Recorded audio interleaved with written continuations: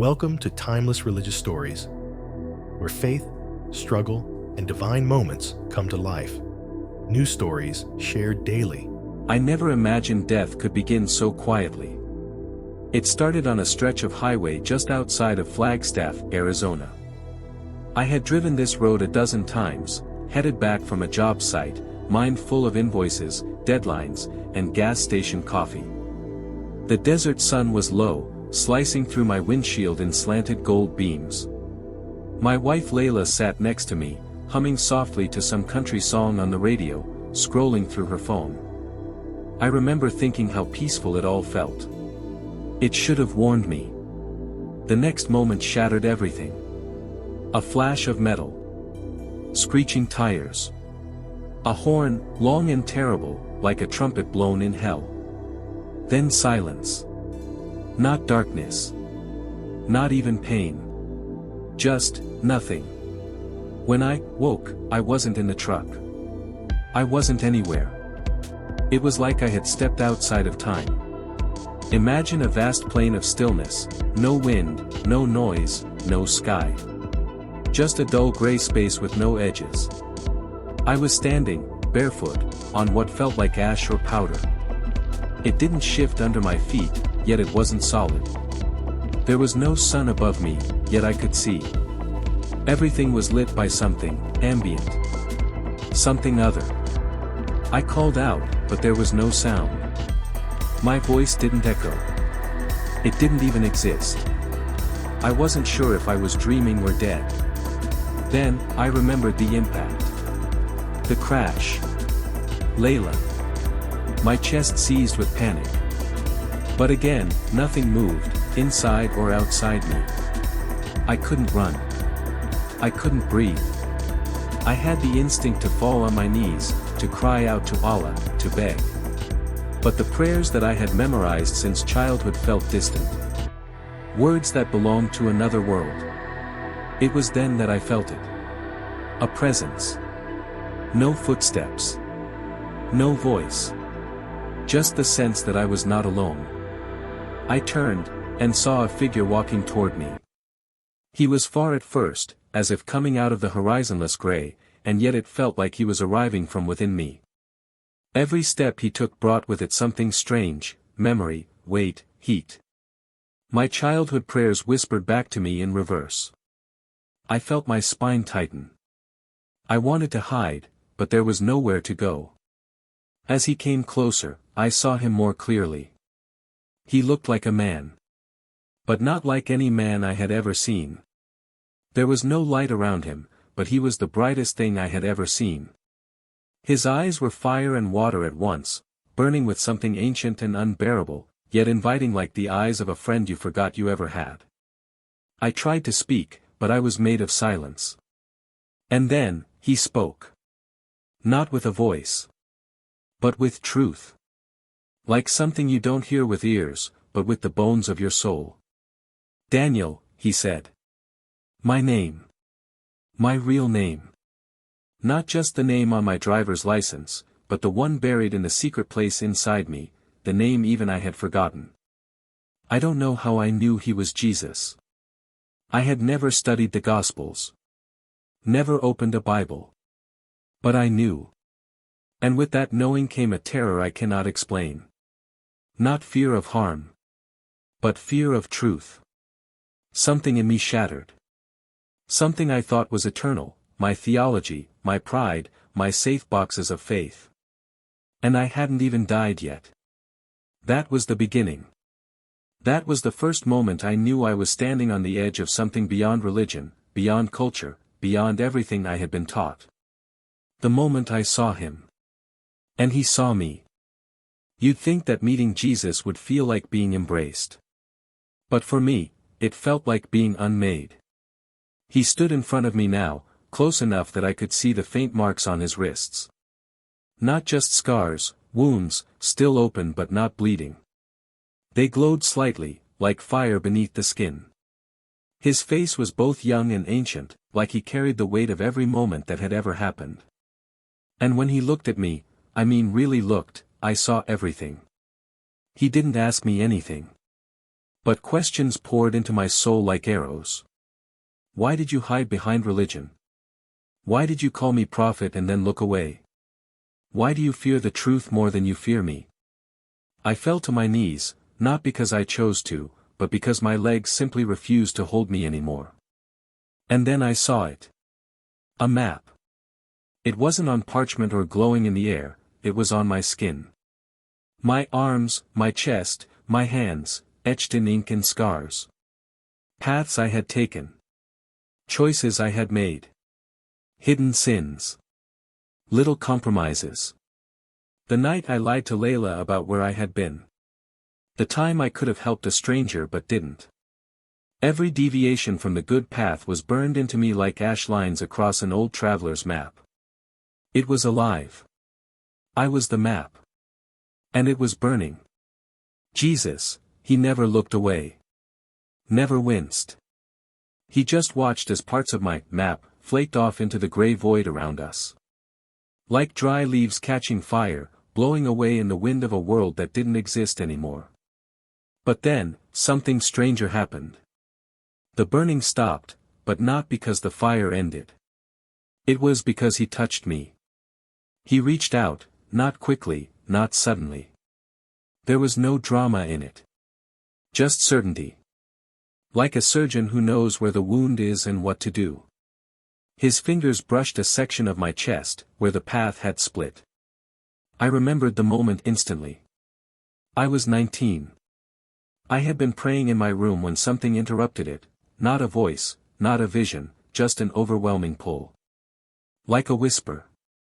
There is more than what you've been told. But I had shut it out. Slammed the mental door.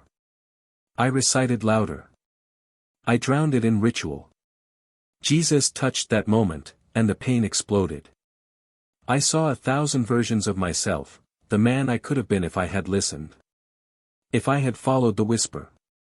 And each version looked at me with eyes full of grief. And still, he did not condemn me. Instead, he knelt beside me. The Son of God, kneeling beside a broken Muslim man in a place beyond time. And he said the first real words that pierced me like light through ice. You were never wrong to search. That broke me. Because I had always thought I was betraying something sacred by asking questions. That doubt was sin. That curiosity was weakness. But now I realized. The voice I had feared wasn't Satan. It was his. Suddenly, the gray world trembled. The ash beneath me cracked. The silence fractured like glass hit by a hammer. And something dark began to creep in, at the edges, like oil spreading through water. Jesus stood. He looked toward the dark, not in fear, but in warning. I felt him say without words.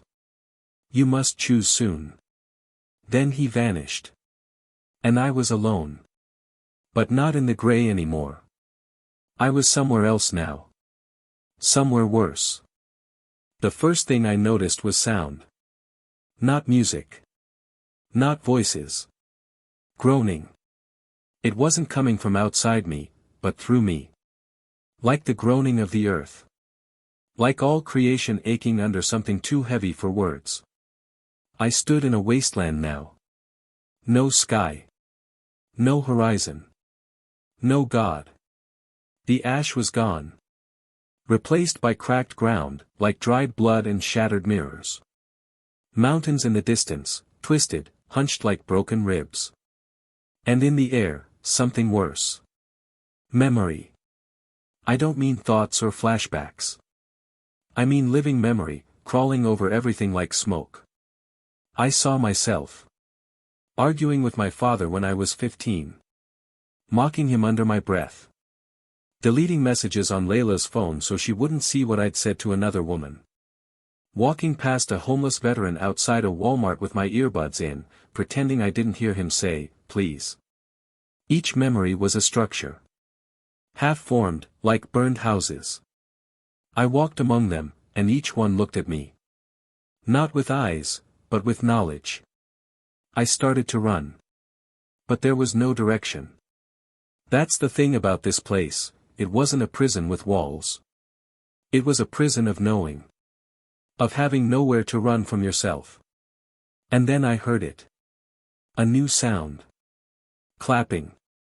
Slow. Sarcastic. Icy. From the shadows, a figure emerged. Not Jesus. This one smiled with teeth. Not horns, not a tail, nothing cartoonish. Just too perfect. Impossibly symmetrical. Eyes like empty wells. He looked familiar, but I didn't know why. And when he spoke, it was like hearing my own voice through a cracked speaker. You thought you were seeking God. But you were just protecting yourself from him. He circled me like a wolf. So devout. So clean. Always praying, always fasting, while secretly resenting the silence you heard back. I tried to answer. Nothing came out. You didn't want truth. You wanted control. And you made your religion the leash. I fell to my knees again, this time in terror. Because he was right. Not fully. Not completely. But enough. And then, he leaned in close and whispered. Jesus is not who you think he is. Those words hit me like a nail driven into my chest. He's not your friend. Not your prophet. Not your healer. He's your judge. I wanted to scream, to fight, to pray. But he was gone. And in his place, a mirror. Not made of glass. Made of me. It showed everything. My face. My soul. And in the reflection, I saw something behind me. A light. But not warm this time. Blinding. Piercing. Like judgment itself. And I knew, Jesus was coming back. But this time, not to heal me. To reveal me. And just before it reached me, just before the light could touch me, everything vanished. I awoke in the hospital. Eyes blinking against the fluorescence. Machines beeping. Layla crying. Doctors relieved. But inside me, the hollow place remained. Because I knew. I had seen the judge. You don't come back from something like that and just move on. After I left the hospital, people treated me like I had survived a miracle. You're lucky, they said. God must have a plan for you. I smiled. I nodded. I said, Alhamdulillah. But inside, I was splitting open. Because no one knew that I hadn't just died. I had been seen. And once you've been seen by him, the real him, you begin to see yourself differently too. Like discovering that the house you lived in your whole life was built on top of a grave. I stopped praying. Not because I stopped believing. But because the prayers now felt thin. They were paper shields in front of a cosmic fire. One night, I was alone. Layla had gone to sleep. I sat in the garage, surrounded by silence and the smell of motor oil and old cardboard. I picked up a Bible someone had left in my hospital room, a worn, navy blue Gideon copy. I'd kept it like a joke, hidden under the passenger seat of my car. Now I opened it. It fell, on its own, to a verse I didn't remember reading before. I will give them a new name, written not on stone, but upon the heart. Revelation 2 verse 17. Something snapped. It was like the mirror from that hollow place came back, but this time, it didn't reflect guilt. It reflected something deeper. Something buried. A name. Not Daniel. Not even the Muslim name I took when I was 13, Isad. It was a name I had never spoken, and yet always felt behind my ribs. I saw it, not in letters, but in meaning.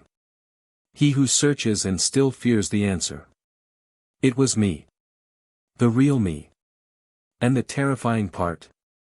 Jesus had known it the moment he saw me. That night, I had another vision. Not a dream. Not a memory. A confrontation. I was standing in a field this time. There were no mirrors. No shadows. Just open air and wind, and a great tree in the distance, dead, twisted, cruciform. Jesus stood at the base of it. Silent. And in his hands, a book. Not the Quran. Not the Bible. Not anything human. This book pulsed. He opened it, and I saw page after page of names. Not written in ink. Written in light. Some glowed with a deep, steady warmth, like embers that had never gone out. Some flickered. Others were smudged. Like they'd been wiped away. He turned to a page. And there it was. My name. My real name. The name beneath all the names I had worn in life. But it was faded. Faint. Almost gone. Jesus looked up at me. Not in anger. Not in pity. But in finality. Like he had waited long enough. And he said, with the kind of voice that doesn't shout but shakes the sky. What you believed was not false. But it was not full. You feared me because you never knew me. I wanted to say I was sorry. But even that felt like trying to fix a broken dam with a whisper. He closed the book. And suddenly, I was falling. Back into my body. Back into the world. Back into this fragile skin. I woke up on the garage floor. The Bible still open. My face wet with tears. But in my chest. A flicker. Like the beginning of a fire that hadn't been lit in years. I had seen the book. And my name was still there. Barely. But still there. There is a kind of silence that doesn't come from the absence of noise. But from the weight of knowing you can never go back. After that night in the garage, I began to live like a ghost in my own life. I went to work. I ate dinner with Layla. I answered texts with emojis. But deep inside, something was cracking. Slowly. Deliberately. I couldn't shake the image of the book. Of the fading name. Of the voice that had said, you feared me because you never knew me. What haunted me most wasn't the judgment. It was the kindness in his voice. Because it meant I could have come sooner. 3 weeks later, I found myself standing outside a church. Not some cathedral, just a red brick box off a highway in northern Arizona. Nothing special. Except that it was open at night. The sign read. Come as you are. I didn't go in. Just sat on the steps, looking up at the cross in the window. That's when a man came out. Probably mid-60s. White beard. Weathered eyes. Janitor, maybe. He didn't ask me if I was okay. He just sat down beside me, like he already knew. After a few minutes, he said. You look like someone who saw something you weren't ready to see.